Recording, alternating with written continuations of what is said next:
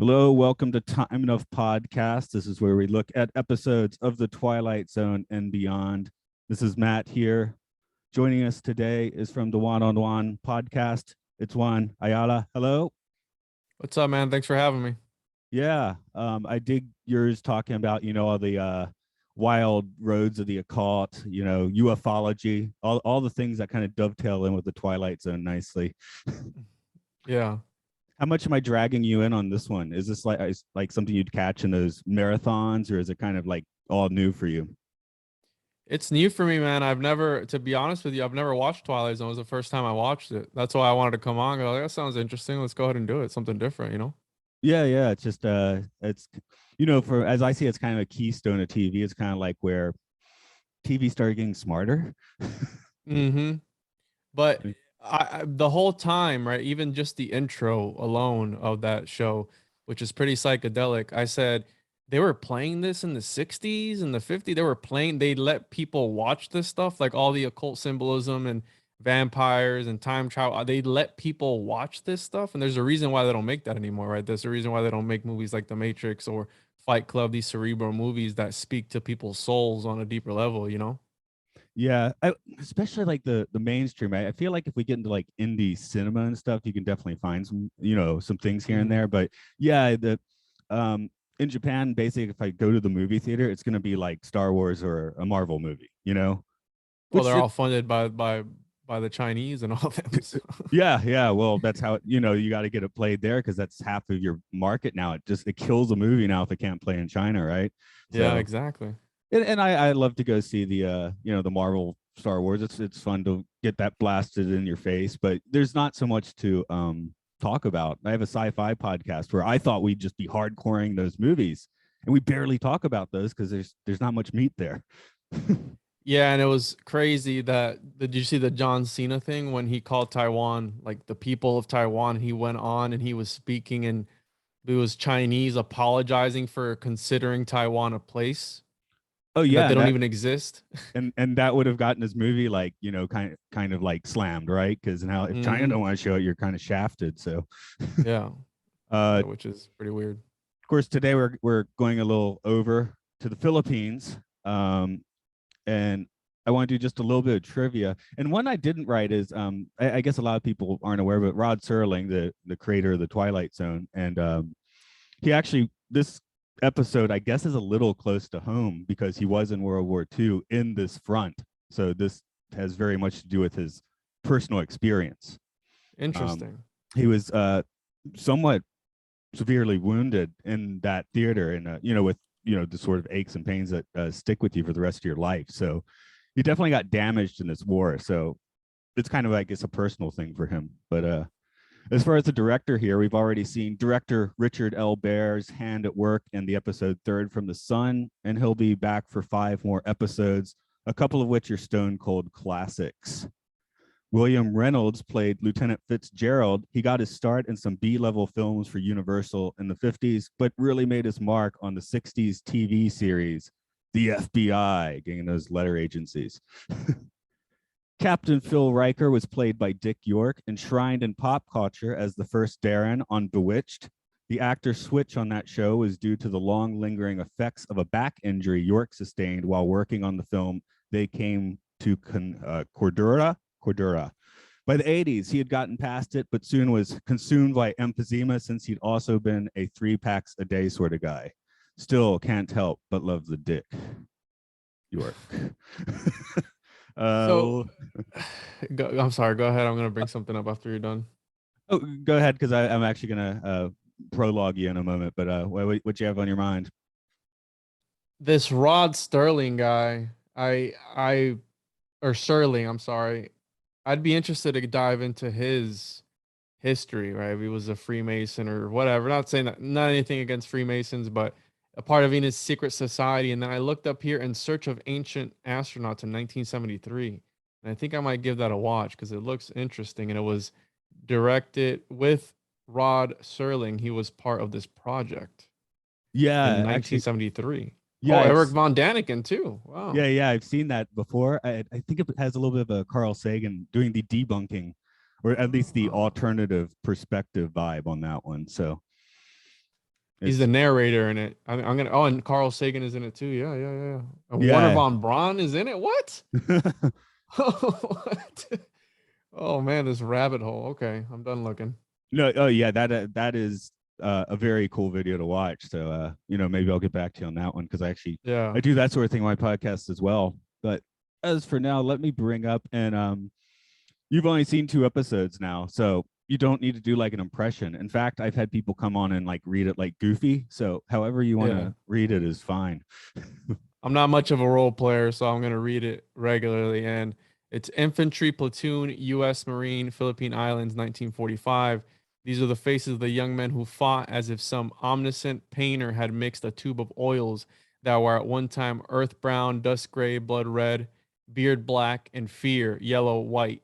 And these men were the models. For this is the province of combat, and these are the faces of war.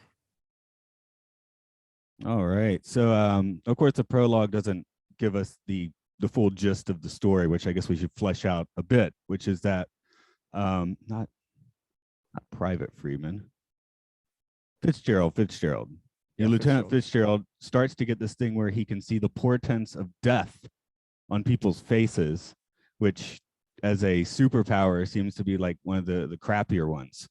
Yeah. I don't know how deep your dork goes, but I started thinking of you ever read X-Men? Not a big Marvel or comic type of guy, but I'm familiar with, the superficial stuff.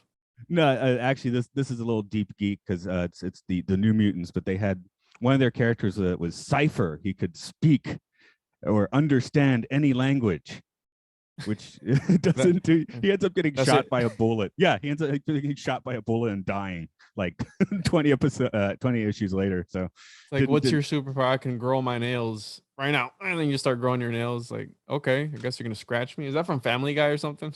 no, that's the crappiest second X-Men. That would be Marrow, where Marrow can grow bone spurts out or something. That was actually after my time reading it, but yeah, it's kind of fun. I guess it's not so much a power that Lieutenant Fitzgerald has though as a curse. Yeah, yeah.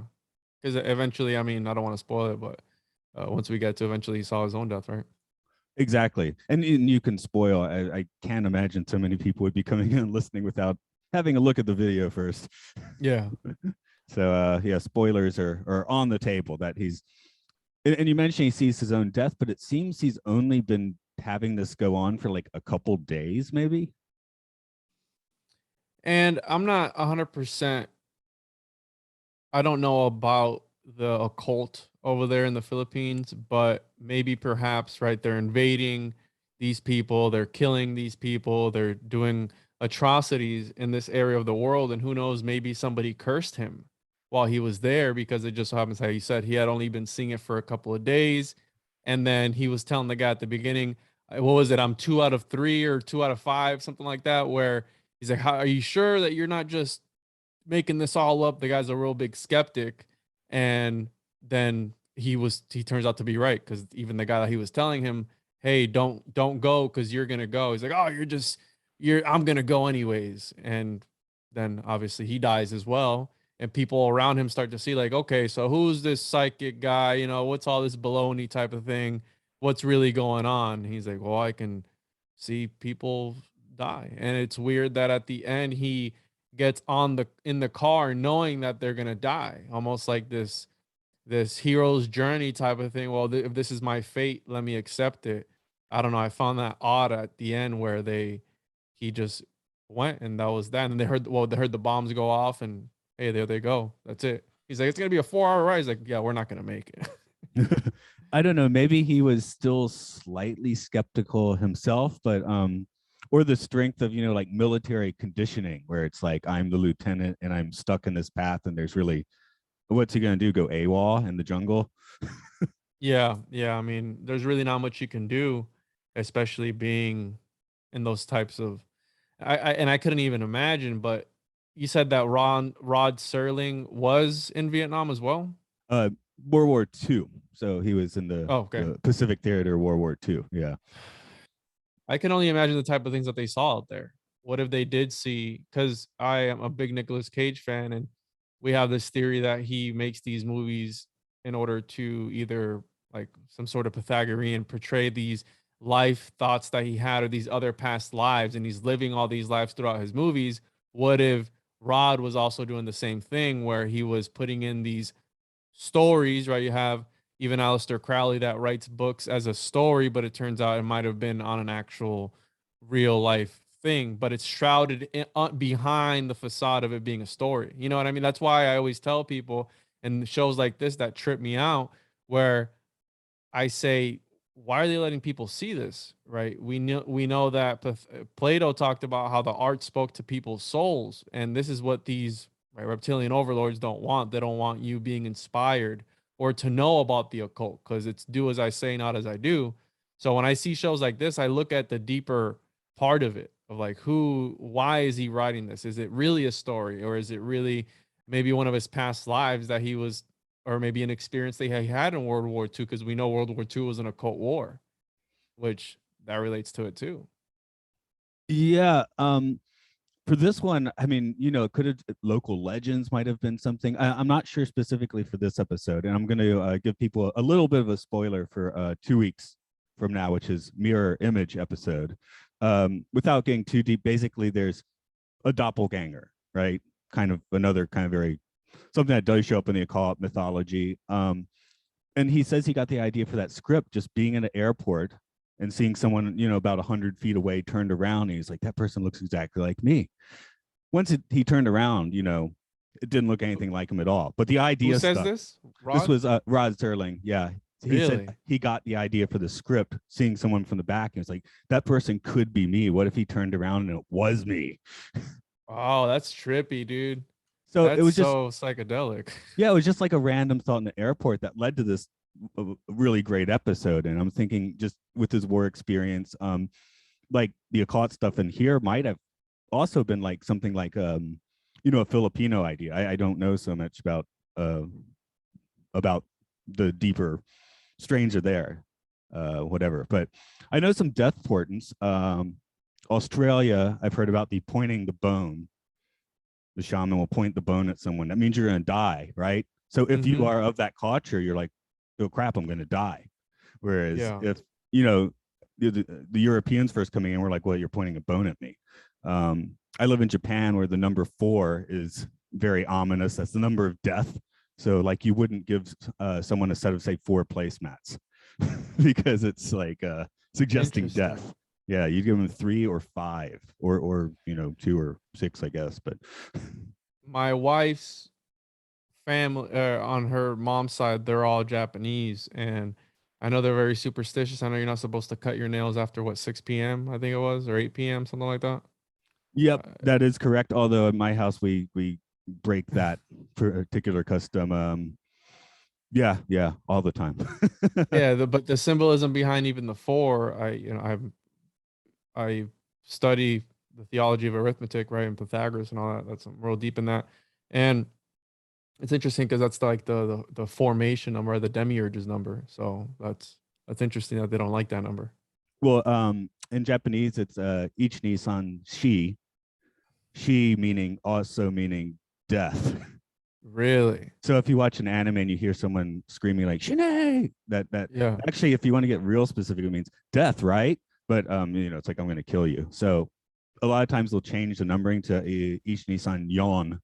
I had a student like just last week, kind of pointing at me. Yeah, he was counting the kids in the classroom, right? Ich Nisan, and pointing at me is she, and the other kids like kind of flipped out, and they're yon, like they just given me the Purple Testament death portent or something. So that's my personal experience with this. Jeez, yeah. I'm trying to look up here as we speak the occult in the Philippines, but I'm not really finding much. But there is paganism and occult practices as far as that goes, and witchcraft, which, right, we have the same sort of figures all throughout history, right? I always talk about like the Wendigo, Skinwalker, the Watigo. You have Bigfoot, like all these paranormal, if you will, egregores type of thing, like maybe these projections, perhaps, where I think that they're all over the place. They all just have different names in different countries. How these ancient civilizations all interpreted the same gods and different names, all throughout all of history. Yeah, being an island chain, I would imagine there might be some recurring themes, but I imagine from one place to another, you'd find some quite different traditions and things. Yeah. Of course, I mean, Sterling had his boots on the ground in the war and got some of that in, but I don't know how much of an expert he would have been on that.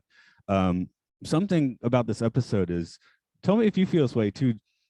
It really does feel. You mentioned maybe he was cursed. Every time I think back, I just think of a witch in the episode, and there's not a witch or anything like that at all. But yeah, and maybe it's like witchy stuff, You don't see like a sort of character that perhaps put this on him, but that's why I said they were out in the field. They had boots on the ground. So who's to say that they didn't run into somebody who right before they died was a practicing pagan or occultist or sorcerer or whatever, and said, these people are going to kill me, but I'm going to get the last laugh, and I'm going to put some sort of hex on this guy, and he's going to be able to watch all his friends die around him, and he's going to eventually be able to see his own death. Where who knows if that jumps from person to person, like after it was done with him, it jumped onto some other guy, but we won't know because, right, they go, oh, well, what was that? What did he say? Oh, it's thunder. And it ended up being that they got blown up because he Yeah. saw his own death. So again, this weird occultic, and you mentioned if Rod Sterling or Serling knows about this sort of stuff. If you're writing about this, I think you're gonna have some sort of idea. Okay, let's like H.P. Lovecraft, where you talk, oh, I'm not a practicing occultist, but you talk to all your themes and everything in your writings hints at the fact that you had understanding of the occult and understood these ideas, right? Even though you stated in your letters, which you wrote over 100,000 letters, that you weren't a practicing occultist, but you did have an idea of what and how and what it was and how it worked.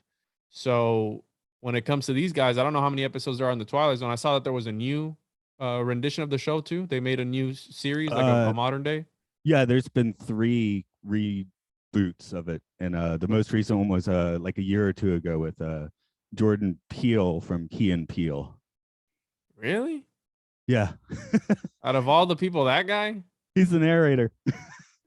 What the heck? It's actually like it presses the buttons really hard. Like if you are looking for, like agendas in Hollywood, it's there. But it is really well made. It's quite compelling. Like it's well made, and he is there. There's a Key and Peele sketch, Turbulence, which has Peele is like the flight attendant trying to just get a guy to sit down, and it's becomes very intense and almost Twilight Zone like, even though it's a comedy sketch. So you can and then he's made some horror movies, so it kind of works. But yeah, when you first see him as the narrator, it's a little jarring as Jordan Peele does his Rod Serling. I'm gonna have to check it out because Rod Serling was iconic. Like the intro is like the most iconic thing. Like I've been the only thing I knew about the Twilight Zone, because this is the first 2 episodes that I ever watched, and I'm sure I've seen maybe clips here and there, but the first time I heard about it was at Disney, the elevator of terror, whatever it's called. Have you ever been to Disney World? Yeah, it's the Tower of Terror. The Tower of Terror. Yes. And it's been years since I've been there. And that's really the only time I've seen or heard of the Twilight Zone. And I knew it was psychedelic. And actually, after watching these 2 episodes, my friend told me, he's like, yo, you should just turn it on while you're working and just have it playing in the background while you watch it. And he told me that the newer stuff is not as good, right? Because again, how I said, they don't make these cerebral type shows anymore that really highlight these themes, because they're out there. Like the even the other episode that we watched is out there. I'm like, they let people watch this stuff. You know what I mean? They let people consume this content. There's a reason why they stopped it, because it could speak to some people. And again, if you want to buy the whole QAnon Hollywood cabal conspiracy, it plays into that, because they put these symbols out there, and it's up to you to interpret them if you'd like to or not. He actually followed up the show. So I would say the one show that actually is close to being as good as Twilight Zone is called Night Gallery, where he was still the narrator. It's actually in color. That's kind of fun sometimes. But he wasn't quite as involved. But that show is definitely like, we want more monsters and just supernatural stuff, and not just like psychedelically trippy ideas. So sometimes they do show up in that show too, but it's more likely just to I was watching one not too long ago. It's a crippled tennis player whose wife is cheating on him, so he uses astral projection to murder the lover. But it's dark at night, and he accidentally goes and murders himself. Oh, what? That is so crazy. I'm writing all this down so I can check it out because I'm into this type of stuff.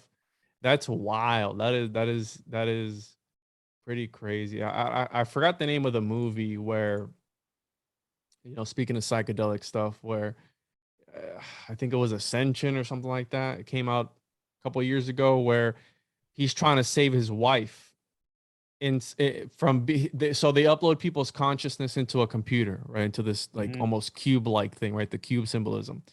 And they upload their consciousness into that so they could live forever, but they were going to unplug his wife because his subscription to the service had run out, and once they unplug it, that's it, she's gone forever. Spoiler alert, it turns out that he was fighting for his wife in the movie, but it was him who was going to be unplugged, and his wife was in the real world. So at the end, when he's saving his wife, but they eventually unplug her, they were unplugging him.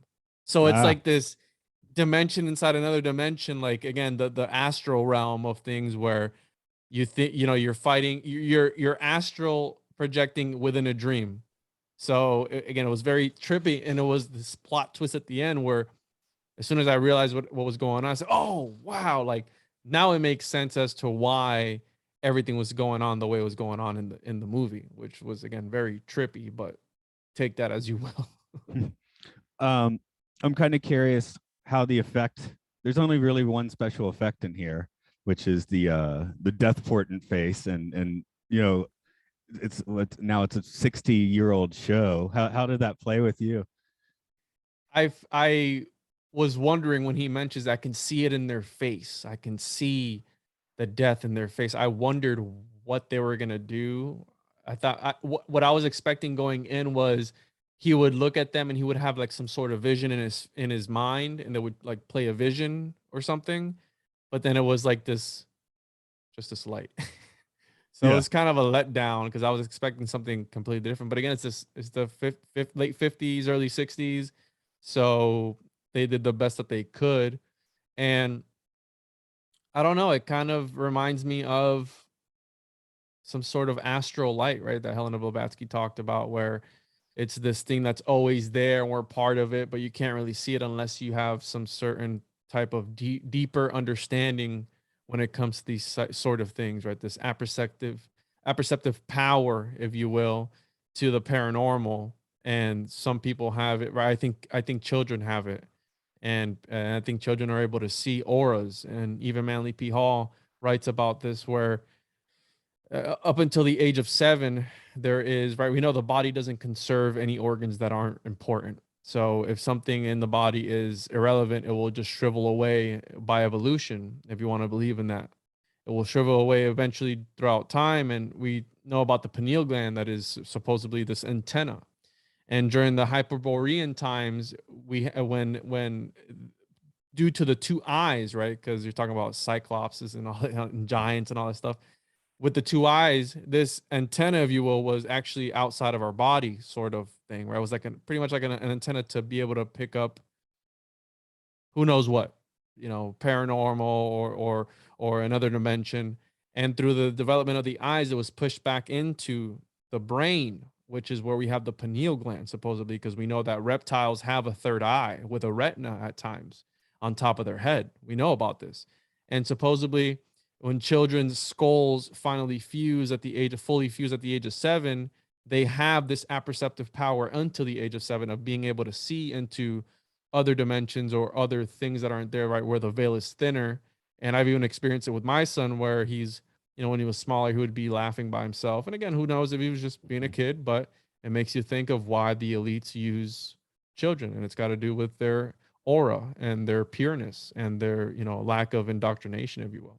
I've been teaching myself like sort of meditation techniques and stuff. So I guess I've maybe, well, actually, in a certain way, maybe I haven't surpassed this experience, but I grew up going to my parents' Episcopal church, right?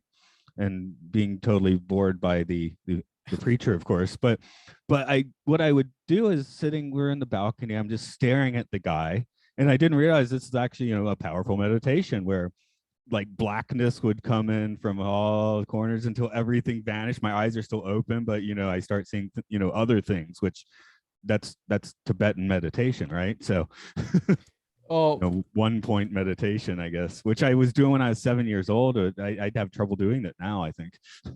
you have, yeah, exactly. You have prayer as one of the most powerful forms of magic, but they've taken it, and people have taken it and they've used it from a more egotistical point of view. So when you pray to something or this higher entity, you're asking, asking, asking, asking. You're not supposed to do that. You're supposed to just pray, and enough collective consciousness that comes together and it manifests, right? It's another form of manifestation. It's interesting that you brought up meditation, because I was actually trying some Wim Hof breathing exercises the other night in bed, and I kind of felt like I was slipping through something, but then I got tired and fell asleep. I actually do that, but I do it in the middle of the day, and Mm, I'm it's winter and I'm in the mountains. I do get the cold, getting cold water, but actually it's the cold shower that I really hate. mhm. We have hot springs in Japan, which I go to like once or twice, sometimes 3 times a week.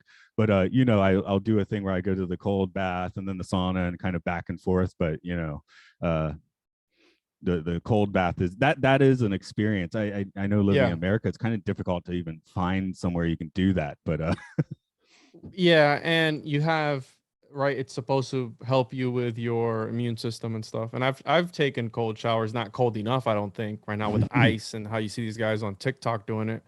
But I've done sensory deprivation. That's my other form of meditation, if you will. Just go into a float tank and try to become one with your consciousness, which is so hard nowadays, right? Because we're all connected. And I swear, bro, I swear I hear my phone vibrating while I'm in there, even though even when it's on complete silence. oh yeah, we all have phantom ring syndrome now. Yeah, I hear like, I'm like, I wonder who's calling me, and I know my phone's off. So, but again, we're conditioned to be able to really let go, and I think that's the hardest part of it all. I asked a few questions for all of these episodes. The first one being, who actually went into the Twilight Zone? Who actually went into the Twilight Zone Yeah, who was in the the kind oh, of metaphorically speaking? in the episode or in life? Oh, in this episode. I think that, yeah, the main character, I forgot his name, was Fitzgerald. Mm. I think he was able to see what Sterling talks about at the beginning, right? Where man is able to go into whatever. I think it was him who was able, again, to see this aura of light in people's faces through the where the veil is thinner. I think he's the one that really went into the Twilight Zone, unless you count the guys who died, and I don't know if that counts as going to the Twilight Zone or not. But I That's think why he I'm was there during the episode. Yeah, that's If why you I'm will. asking a question, because I'm like, well, are they, maybe those guys didn't really go, well, they're victims of the Twilight Yep. Zone, but maybe it's just that split second of being seen, because the only one that really reacts, he doesn't know what's happening with the first four guys that die. The only time he really understands it is with his superior and with himself. So When he um starts to connect the dots. yeah, so his captain, I'd say his captain counts because he has to make a decision based on the information that his lieutenant's giving him. So, or maybe he's in the Twilight Zone, but he's not willing to recognize it. There's kind of a Mm. Cassandra complex thing going on here, if you want to bring in some mythology, right? So, Or maybe he was dead the whole time, and the episode was just a figment of a dead man's mind or something. Who knows? yeah, we do have those episodes in the Twilight Zone for sure. Yeah. Boltzmann's brain. Have you heard about that? Actually, no. It's got to do with the vacuum of space where atoms are always coagulating and coming together.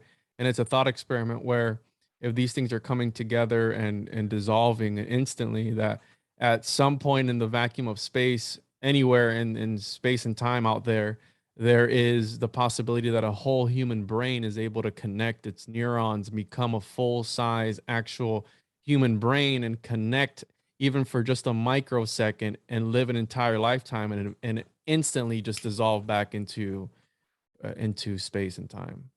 Well, then, yeah, that's the It's called Boltzmann's brain. Look it up. okay. Yeah, It's it's making me interesting. think of just sort of the some of the Hindu Buddhist ideas, where the Maya is here because the one the great whatever is sleeping, and once it Yes. stops dreaming, we're gone, or Yeah. well, we're more, maybe, maybe dreaming's not the best in this case. Well, We don't Lovecraft know. wrote about that. Well, I think it was either Azathoth or something like that, where the dumb idiot god that was dreaming this entire reality, he didn't even know he was dreaming it. The Aborigines as well, they talk about this sleeper, where it's this higher entity who was always asleep and is creating reality in his sleep. Well, So yeah, very interesting. the whole idea of dream time is based, like, for some Aboriginal groups in Australia, the dream time is more real than this. Mm-hmm. That's like Mm-hmm. more Yeah. important. So It's Neo in the Matrix. They're asleep, but they're awake the entire time. This false reality. Again, it's very psychedelic when you really think about it. and there's some communities, there's again, they're the more Aboriginal ones, but where you're supposed to get up in the morning and the family all discusses their dreams that night, which is kind of cool, because most families will look at you weird when you do that now. So Yeah, I have a hard time remembering my dreams. I smoke too much pot. yeah, I do keep a diary, although it's been almost a year since I made an entry, but I have like 150 pages of past entries. So I guess Interesting. recently it's like, well, I had that dream that was interesting, but I'll just move on with my life. Second of my questions is, I guess we'll focus mostly on Fitzgerald here. Did he deserve his trip into the Twilight Zone? Yeah, because didn't they brag about how many kills they got? Yeah, that's what I think. Because I was like, oh, he didn't deserve it because he seemed like so, chill. Like some people flip out in these Twilight Zone episodes where he's keeps a level head. But yeah, then I was like, what did he do yesterday? Yeah, he slaughtered probably an entire family. Where again, this karmic aspect of right the eternal occurrence, if you will, to quote Nietzsche, where uh, sometimes man, right, the whole premise behind that is man needs to suffer in order to become his right the Uberman, if you will, the Superman. But again, the karma that even Pythagoras talked about it, where depending on your nature of how you lived your life, you became an animal. So like a person of timid nature or gentle nature living in their life would become like a deer in the reincarnation, right? The Ouroboros. Mm. So I think it was some sort of karmic thing where yeah, he did get what he was coming to him because but at the same time they're doing what they're being ordered to, so it's kind of like a paradox. They don't A lot of people don't want to be there, especially what's happening right now in Ukraine and Russia, where you see these videos of these soldiers just crying because they don't want to fight. Nobody wants to go to war. It's ugly, it's bad, it's horrible, but you have to be there or else, how you said earlier, what are you going to do, go AWOL, and then what, you're going to be dishonorably discharged? I don't think they kill you nowadays how they did back then, right? You'd have your head cut off if you abandoned right, or did was it seppuku or something, whatever it is that they kill themselves. But times have changed since then. But right, just the disgrace of you abandoning this post that you had. But I do think he did get what he deserved. Not, I want to be careful with that. Not what he deserved, but what do they say? You get what's coming to you or something like that. What's the saying? How does the saying go? Yeah, you get what you deserve. Sounds about right. You get just desserts. Yeah, you get what you get what's coming to you or whatever. I've heard that before. But I don't know if he deserved it. I think he was a good guy. He had a family too, didn't he? He didn't he have a picture that he put out? Was that his up? That was his higher up, right? Um, it might have been the higher up, but his captain would have been just as complicit in what they did yesterday as he is. So, you Mm-hmm. know, I mean, if I go, like you said, if I take out a village, if I do it with a wild manic rage in my eye, or if I do it with like a cold, level-headed efficiency, does it really matter? I Yeah, still yeah, did the horrible thing. yeah, yeah. You still did the deed. I mean, it's bad either way you put it. Well, I was doing it under orders. Well, you still did. The Nazis said the same thing. We were under orders. Well, you're still a POS. You know what I mean? Yeah, it's like, it's the thing I mentioned in movies where the villain's like, if you don't do this, it'll be your fault that your loved one dies. It's like, no, it's gonna Yeah, be your fault. You're the one pulling the trigger. yeah, exactly, So exactly. I mean, I understand you still want to save your loved one, all that, but just as far as where karma falls, I should say, in that situation, of course, it's not if the hero lets the villain take out their loved one, I would say the karma is still on the person pulling the trigger. Mm-hmm. Yeah, I think they'll get what they deserved on their Yeah, own time. You know what I mean? yeah, Because they were yeah. all doing the same thing there. These army guys were all killing people. They bragged about how they took, how they did so good that day, 0 casualties, and they conquered a bunch of land or whatever it was. And it was a collective, right? Gustave Le Bon, where he talks about the crowd, where when you get a group of people together, they become their own entity. So a group is only as smart as its dumbest person, isn't it? Yeah. What was it? I just had a thought on that. Oh yeah, yeah. World War One, when they sent the Americans over and they were fresh troops, and they found that they were basically shooting over the enemy's head most of the time. Like they weren't Mm-hmm. willing to actually shoot a person. So it took they had to step up their basic training to I guess strip them of a bit more of their soul, so they shoot the person. Yeah, Manchurian candidate type style thing, like just MK Ultra all of them and just make them do what you want to do. Right, because I mean, I can't imagine there's very many people that are willing to pull the trigger on someone they don't know or that they do know. Well, I think it's easier when you don't know them. That's the whole aspect of war. You don't know the entire life that man lived, and I think not condoning violence or anything, but I think that makes it a little bit easier. Especially shooting somebody from far away, it's not the same thing as stabbing somebody up close. It's more personal. You know what I mean? Yeah, I was doing a podcast a few days ago. We were talking about the James Bond film Moonraker, but Austin Powers came up, and in the international cut of the first movie, there's some extra scenes where every time Austin Powers kills someone, it cuts to like the henchman's house with someone knocking on their door and like delivering the news. And like the wife like breaking down. It's done very dramatically. I guess they cut it because it was like maybe too dark for Americans. I don't know. Yeah, yeah. But Well, it's the duality of life, right? It's unfortunate, but while somebody is dying, somebody else is being born. So it's that again, the eternal recurrence, where it's life and death, just an eternal cycle, or Ouroboros, you know? yeah.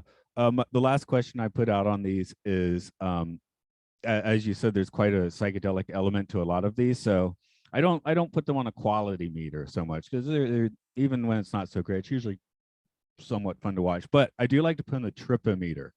0 being not trippy at all, 5 being extremely trippy. You can use a decimal point. You can make up a number if you want, but where would you put this on the tripometer? 2.5. It was pretty cool, but not like wow, oh, that's crazy. It's okay. I was expecting more at the end. I didn't know it was gonna end because again, I hadn't ever watched Twilight Zone, so I didn't know how short the episodes were. And when I was watching it, I was expecting more at the end. I was expecting them to go, and you were gonna see them, die. But it being the time that it was, maybe there's special effects or something, and it ended more abruptly than I thought. How long it was gonna go for, type of That thing. does happen. The 4th season of this show actually goes up to an hour, meaning I guess 45-minute long Mm, episodes, which didn't actually go that well. Um, really? yeah, I mean there are some good ones there, but it seemed like that little short blast tended to work better in the end. The new one, since it's streaming, they can have one where it's like 50 minutes, another one that's like 35 minutes, which I think is good because now it's like we just use the length our story needs. I So, think you should start doing Black Mirror, bro. I mean, I think Black Mirror is up there, except the last season. But breaking down the episodes of Black Mirror, I think would be cool because oh yeah, that show is trippy, no, that's why my introduction here is the Twilight Zone and beyond. We will be bro. getting beyond after the Twilight Zone. So Nice. night I'd like to galleries. join you on one of those because that show is trippy. Yeah. Black Mirror is definitely on that list. So this is one I plan to continue doing the weird anthology shows. Oh, as far as my own number, because I liked the face effect more in you, I will give it a 3. Really? Why did it resonate more with you? What did you find about it? I think the simplicity spoke to me. Like and also I'm a film geek, so they just had all the lights on one side of the studio on and just flipped it to where the lights were like on the other side. Something along those lines. It was just a real simple shift in lighting that It they was a guy did. with a flashlight underneath. He was just like turning it up as the camera was zooming into them, right? Imagine it's just a guy there. Yeah, that's That's a all. level of tech. That's totally a level of tech, and I appreciate that. I like, when Ed Wood made like a hubcap into a flying saucer. Yeah. That's cool. I Yeah. Yeah. one of my favorite special effects ever is the volcano exploding in London in the 1960 time machine. I think it's a terrible effect, but it has so much imagination and creativity to it that I just love it. It's like it doesn't really look convincing at all, but it looks awesome. That's why I like these older, not so much the newer remakes. And the one that I can think of that I love is the Thing, the 70s, the Thing, or I think it was 82 or 83, something like that. Yeah. The special effects in that, right, for its time, it adds to the aesthetics of that movie, and it makes it that much better because you watch the new one with all the CGI, and I think it's because it's CGI and it doesn't look right. I think that turns me off a little bit more than watching the 80s one. I prefer the 80s one over the newer make because the aesthetic of, right, the original Alien, right, the first movie where the xenomorph looks a certain way, and that's iconic. It's gonna forever be like one of the best things ever because of the aesthetics of it, not so much the newer stuff where it's just CGI and it's just a computer animated thing that, what I mean. It's like different. I feel like the older stuff is more in the flesh, and the newer stuff, it's some sort of CGI, so it doesn't look as real to me. You know what I mean? It doesn't look as real to me as it would uh with the original, where at It's that time to those people it was real. it's missing the gravity and the mass. The real Mm-hmm. shame. I actually haven't seen the newer thing. I have seen the 1951, weirdly enough, but I Mm-hmm. haven't seen the newer one. But apparently they did practical effects, and then the studio execs in a one of the It was out of um their budget. no, one of the quintessential bad choice by studio execs. They kind of no, they did the practical effects and then like put CGI over them. Really? Yeah, so theoretically there should be a cut of that film possible with a lot You of said the practical effects. 50s No, one? no, the newer one, the newer one. Oh, okay, I got you. Yeah, no, They no, I they haven't. actually did the practical effects, but covered it up Oh. with CGI. So it's like, Oh, oh, interesting. yeah. So there must be a cut of that where you could watch it without the CGI, and I'm curious if that would play better. So Yeah, that's I'll have to look that up. the other thing about, oh god, I'm doing it again. Sorry, I've done a few podcasts about the thing, and you get the thing about the thing but the other thing is the rest of the 1982 one. It's so low key. It's basically mostly just dudes talking in rooms, and shots of Hmm. like ice. So when those effects do come out, like you do just have you don't know what to do, just like the guys in that movie. They're just like, what is happening? How do I even consider accepting this as reality? Oh, that's the whole thing about the thing, where it's trippy and it's psychedelic because you don't know who it is. It's one of you in this room. Nobody's getting out until we figure out who it is.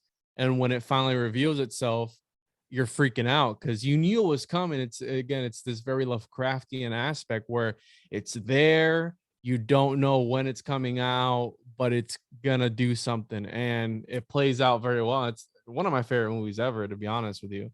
I hadn't seen Where it until I podcasted about a year and a half ago.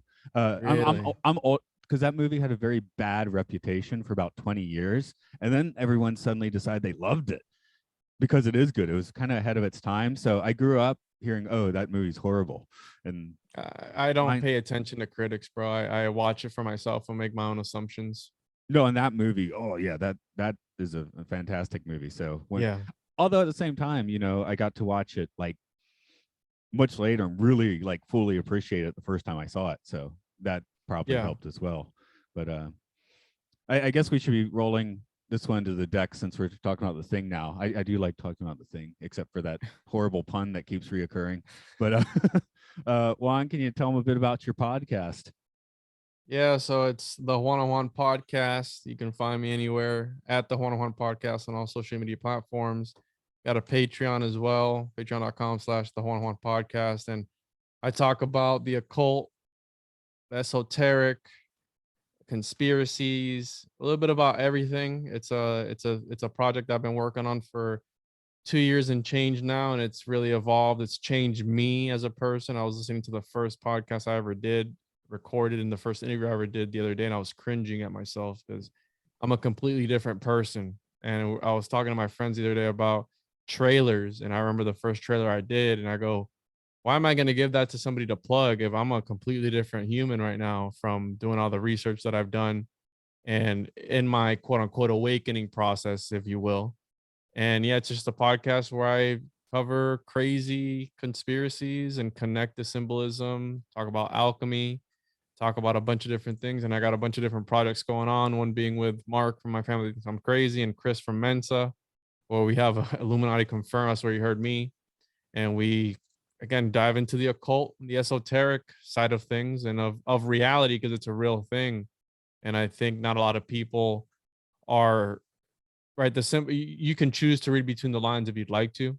And I think my show really breaks it down and shifts paradigms. I've had people write to me like, "Wow, man, I can't. That blew my mind." And I write back, I'm like, "Hey, blew my mind. I was on there." You know what I mean? Like it blew my mind, and I was on the episode. It was my show. So again, I think it's I consider podcasters the modern day alchemists, where we use words to transform the thoughts of people. And I'm here for a good time, not a long time. So try to make the best of it. As for this one, it's Time Enough Podcast or Time Enough Pod on Twitter, Facebook, all that sort of stuff. We're on Patreon under Podcastio, Podcastius, where you can hear other stuff like Matt and Luke's Sci-Fi Sanctuary, where we talk about sci-fi films, Oral Hygiene, where we talk about like cult films, documentaries, that sort of thing. And there are some podcasts there for Pokemon, Luke loves Pokemon, and Monster Hunter with a Monster Mash. I'm not a hardcore gamer. You will not hear me on those, but those are some other ones we do. So, yeah, Juan, thanks for jumping down this rabbit hole with me. It's been groovy. So, Yeah, thank you. Thanks for having me on, man. I liked it because it was different, and I thought I'd give it a shot. So thanks for having me on. Appreciate you. groovy.